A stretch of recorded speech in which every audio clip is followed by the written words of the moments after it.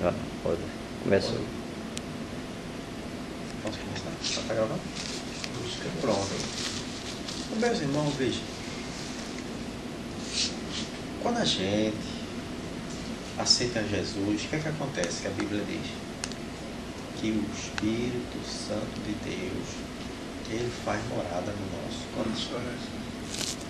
Que nós somos templo e morada do Espírito Santo de Deus. Então, o que resta a nós? A gente confiar nesta palavra. Saber que essa palavra, ela é a palavra de Deus. Ela é infalível. Ela é imutável. Não tem sombra de variação de dúvida. Ou seja, é uma profecia segura, perfeita, confiável, porque é a palavra de Deus. De geração em geração, ela continua sendo a palavra do Senhor. Essa aqui é a maior profecia da face da terra. É um milagre. Eu considero a Bíblia como um milagre de Deus. Um milagre. Se você ver como foi que Deus fez essa palavra, essa maravilha que é a Bíblia Sagrada para nós. A sua revelação mostrando. O que é que a Bíblia mostra? Mostra um Deus, Criador dos céus e da terra. Mostra um Deus que fez todas as coisas. Mostra um Deus que nos ama, que nos amou, que antes de fazer o homem, primeiro ele preparou toda a infraestrutura. Ele não vai revelar à toa não. Ele primeiro, a Bíblia diz que Deus fez um jardim. Veja o amor de Deus, o cuidado. Quando ele disse, façamos o homem a nossa imagem e semelhança, né? Tinha feito todas as coisas. E hoje nós, como seres humanos, ainda estamos aqui usufruindo da criação de Deus para nós. O que aconteceu? Pena que o homem desobedeceu a Deus e caiu. Perdeu o paraíso, perdeu a comunhão com o Senhor. O que aconteceu com Adão? Então a Bíblia diz nos fins da tarde, dos dias, que Deus parecia a Adão, passava tudo. E Adão continuamente gozava da presença do Senhor e não temia, não tinha medo de Deus. Mas no dia que ele pecou, o que aconteceu com ele? Ele se escondeu, ele teve medo de Deus. Como é que pode você ter medo do seu Deus? Como é que você pode ter medo do Deus que lhe criou, do seu Pai? Diz a Bíblia que ele se escondeu quando o Senhor, Adão, onde tu estás?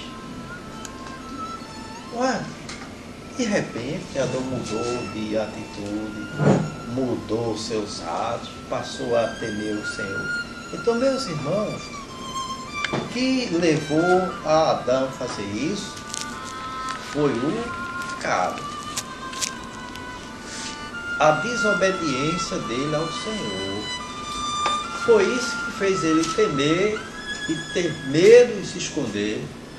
Onde é que tu está? Não, eu te vi, mas eu estava nu e me escondi. A desculpa dele, né? E o Senhor disse, quem foi que te disse que estava nu, né? Quem foi que falou? Porque ele não tinha esse entendimento, né? Esse conhecimento. Então, meus irmãos, é esse o Deus que nós servimos, que apesar da queda do homem, ele não abandonou definitivamente. Ele poderia ter ele destruído. Porque quando Adão pecou, ele morreu ali espiritualmente, não foi? Mas fisicamente ele não morreu, não. Ele continuou vivo. Eva continuou viva, começou a criação e começou a vir de imediato o resultado do pecado e da desobediência ao Senhor. Qual foi o imediato resultado? Caim matou Abel. Primeiro assassinato da história da humanidade. Mas por que Caim matou Abel? Que já tinha caído da presença do Senhor. Por conta do pecado já estava infiltrado no seu coração. Hoje, o problema da humanidade continua sendo o mesmo. O pecado, a desobediência à sua palavra. Por isso que Deus, Ele mandou Jesus vir ao mundo para quê? Para nos salvar. Só existia um caminho, né? Era o sacrifício de Jesus na cruz, o plano que Deus preparou para resgatar o homem. Porque você imagina, quem aqui na terra, quem era capaz de fazer isso? Eu não sou. Quem é capaz de dar o seu filho amado, seu único filho, aquele qual você ama de todo o coração, seu filho perfeito, seu filho imaculado, para morrer em morte de cruz? Quem daria isso? Ninguém. A própria Bíblia diz, o apóstolo Pedro diz que ninguém era capaz de fazer isso. Alguém ousaria fazer isso? Ninguém. Eu não ousaria. Não tínhamos condição. Eu não tenho. Então, mas Deus fez isso. Deus provou seu amor para conosco, em que Jesus morreu por nós, sendo nós ainda pecadores. Por quê? O plano de Jesus é exatamente resgatar o homem do seu pecado. O plano de Deus para com o homem não é condenar, é salvar. É libertar, é mostrar a ele que ele é um pecador e precisa de um Salvador. É feito você é acusado de alguma coisa e vai para o tribunal. Se não tiver um advogado para lhe defender, consequentemente você vai ser o quê? Condenado, né? Mas se tiver um bom advogado para lhe defender, você vai ser absolvido. Então, o que aconteceu com Jesus? Ele veio, né, como nosso advogado, como nosso Senhor, como nosso Salvador, para nos resgatar. Nos resgatar. E nós, a Bíblia diz, foi comprado com um preço muito alto. Diz a Bíblia, foste comprado por um bom preço. Preço de sangue, preço do sangue inocente de Jesus derramado na cruz. Agora, para que nós possamos tomar posse dessa bênção, é o quê? Reconhecer que Jesus é o nosso Salvador, entregar a nossa vida a Ele e servir a Ele conforme a palavra ensina. Irmão, ensina. Eu vou ler um trecho aqui, os irmãos já sabem, é muito conhecido de toda a cristandade, de todos os cristãos, todos os irmãos. É muito conhecida essa história, mas ela, cada dia ela se renova, a palavra de Deus, e ela serve para mim, para você, para nós, para nos fortalecer, para a gente ficar cada dia mais atento ao que Deus quer de cada um daquele que se diz cristão. Não é necessário só você ter o conhecimento da palavra. Não é necessário só você dizer que aceitou Jesus como seu Salvador. Isso é o princípio, é o começo, é o primeiro passo. Mas há uma coisa que Jesus falou que é importante, é essencial, e que sem ela a gente não consegue chegar ao nosso objetivo, que é o céu. Ninguém consegue. É exatamente no Evangelho de João, capítulo 3. Aquela história que Jesus teve, aquele diálogo que ele teve com aquele homem chamado doutor da lei, Nicodemo. Quantas milhares e milhares e milhares de pregações já houve em cima desse texto, né? Eu já vi milhares, centenas. E quando a gente lê, irmão, cada vez que lê, ela fala para nós. Ela nos alerta. Então, o que aconteceu? O que é que a Bíblia diz? Evangelho de João, capítulo 3, versículo 1. Ora, havia entre os fariseus um homem chamado Nicodemo. Aí Jesus começa mostrando as qualidades dele. Quem ele era? Príncipe dos judeus. Veja, príncipe dos judeus ele era. Não era uma pessoa comum, normal. O que aconteceu?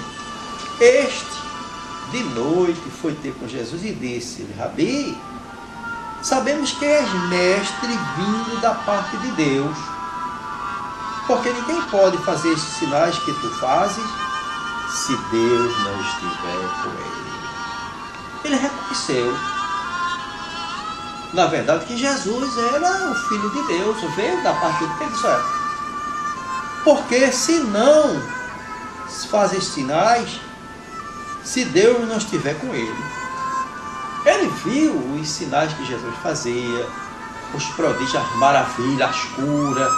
Certamente ele presenciou muitos fatos, muitas coisas acontecerem. E ele entendeu, ele disse: olha, se Deus não for com esse homem, ele não podia fazer milagre. E certamente essa conversa ele já deve ter tido lá com outros príncipes dele lá, a comunidade que ele vivia, a sociedade que ele estava ali. Certamente ele já havia comentado e dito: ó, aquele homem é de Deus mesmo. Os judeus não aceitavam, a sinagoga ali, naquele tempo, os judeus ali não aceitaram Jesus, não aceitavam, combatia, mas certamente de Nicodemos, ele já tinha ouvido ele: não, peraí, vamos pensar direitinho. Mas se Deus não for com ele, como ele pode fazer aquele milagre? Nicodemos comentou isso certamente com algumas pessoas da convivência dele. Então ele reconheceu que Jesus era o Filho de Deus, não foi? Certamente ele entendeu. Sim, porque, veja, no versículo 2, Rabi chamou logo Jesus de mestre. Veja, sabemos que é mestre vindo da parte de Deus. Ele disse: sabendo, quer dizer, eu sei que tu és mestre, que vieste da parte de Deus. Ele reconheceu. Quando ele disse: sabemos, ele disse: não. Veja que ele disse: só ele, disse eu e alguém lá que estava com ele no convívio, mesmo não aceitando, mas sabia que Jesus havia vindo da parte de Deus. Por quê, irmão? Pelos sinais, pelas maravilhas que ele via Jesus fazer.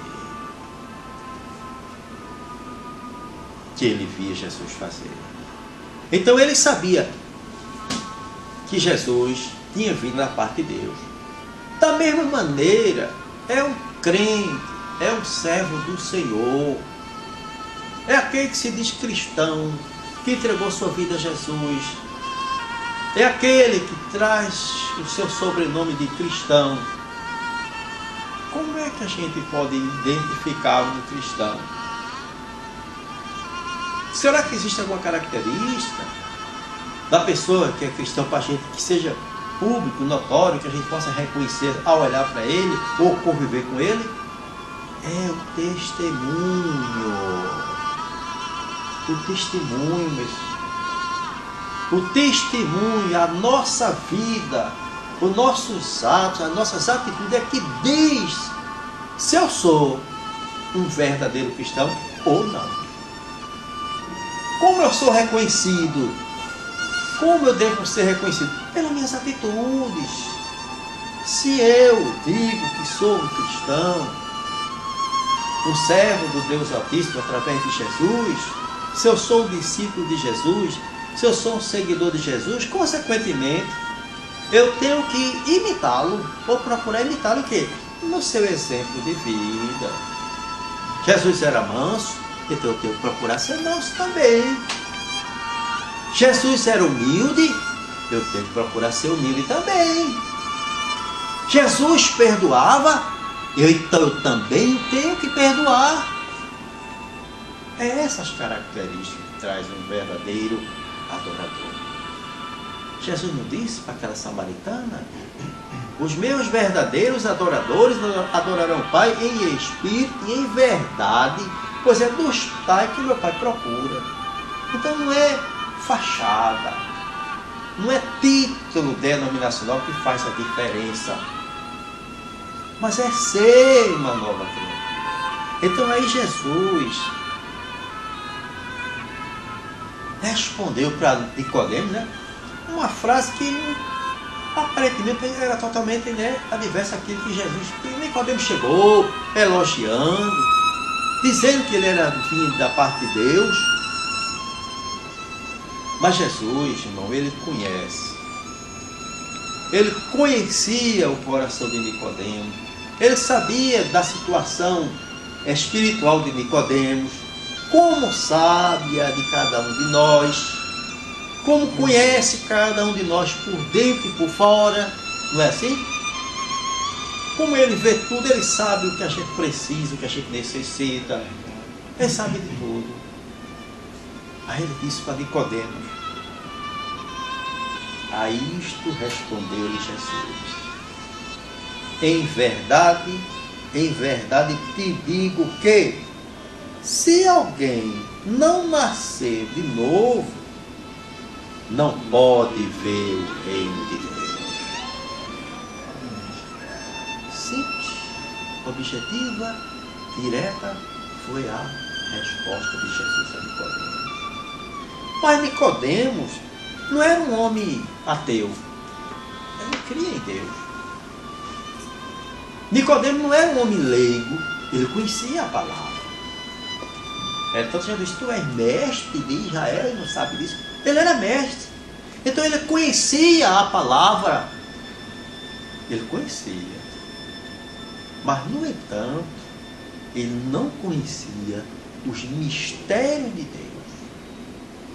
Ele não conhecia como era que Deus queria que ele agisse. Aí Nicodemos disse: mas como é que pode? Eu, porventura, se eu nascer de novo, como é que pode? Aí Jesus disse: você é mestre em Israel, não entende? Então, irmão, perguntou-lhe Nicodemos: como pode o homem nascer sendo velho? Pode, porventura, voltar ao ventre materno e nascer segunda vez? Olha a resposta de Nicodemos: nascer de novo, segunda vez. Quer dizer, o novo nascimento dele pensava que era biologicamente falando, era voltar, encolher, ficar, voltar ao nada, entrar no ventre da mãe e ficar tudo de novo, né? Então veja o que aconteceu. Respondeu-lhe Jesus: em verdade te digo que quem não nascer da água e do Espírito não pode entrar no reino. Amém. Nascer do Espírito, tornar-se uma nova criatura, ter um Espírito novo, quebrantar, pautado na palavra de Deus, com vida, em acordo com os ensinamentos do Senhor Jesus. Se o Evangelho do Senhor não conseguir, eu não deixar que ele me transforme, o que é que vai acontecer na minha vida? Porque Paulo disse que o Evangelho é Evangelho de poder. Evangelho de poder. Não é? Então, se eu não deixar que esse Evangelho entre na minha vida, no meu coração, na minha vida também cotidiana, que o mundo possa olhar para mim e ver alguma coisa diferente. Não é na arrumação só, não. Tem gente que, né, toda arrumadinha. Já tem aquele perfil traçado de crente, como se aquilo fosse o suficiente. Ovelhinha, tem muitas ovelhinhas, lobo vestido de ovelha. E tem. Você olha, chegando a mansinha, mas toca nele. Toque no pezinho dele, tá vendo? O velho homem crescer de novo. Mas quem é transformado no Espírito é de dentro para fora. A nossa reação ela vem de dentro para fora. Então, irmãos, o que Jesus quer é muita coisa de nós. É o nascer de novo, é tornar-se uma nova criatura em acordo com a palavra de Deus. O mundo tem que ver Jesus na nossa vida através de nossos atos, de nossas atitudes. Não é só de nossas palavras. Não é a pregação que vai fazer a diferença, não.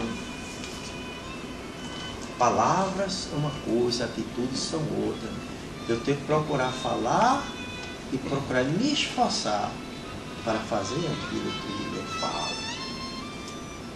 Então Jesus, ele ensinou a Nicodemos, e ele, com toda aquela bagagem de conhecimento de doutor da lei, de mestre, mas ele precisava dessa água que purifica, dessa água cristalina, que ele diz: quem beber dessa água, rios de água viva fluirão no seu ventre. Quem tem Jesus mesmo tem tudo. Quem não tem Jesus não tem nada. E para encerrar, para concluir, que a hora já está em cima da hora, esse Jesus que veio, que morreu na cruz para nos salvar, que ressuscitou, que voltou ao céu, ele prometeu que voltaria. E está bem pertinho da volta dele, viu? Não siga. Se agarre com Jesus com toda a sua força. Porque nós estamos vivendo os últimos dias da igreja do Senhor na terra. Jesus está voltando, a qualquer momento a trombeta vai tocar. E ele vai arrebatar a sua igreja aqui dessa terra. Então que nós possamos clamar a misericórdia do Senhor, para que nesse dia nós possamos estar prontos, preparados para subir com a igreja de Jesus. Porque a Bíblia diz que a volta de Jesus dar-se-á em duas etapas. Uma, ele vem para a igreja, para buscar, arrebatar, tirar o povo aqui da terra.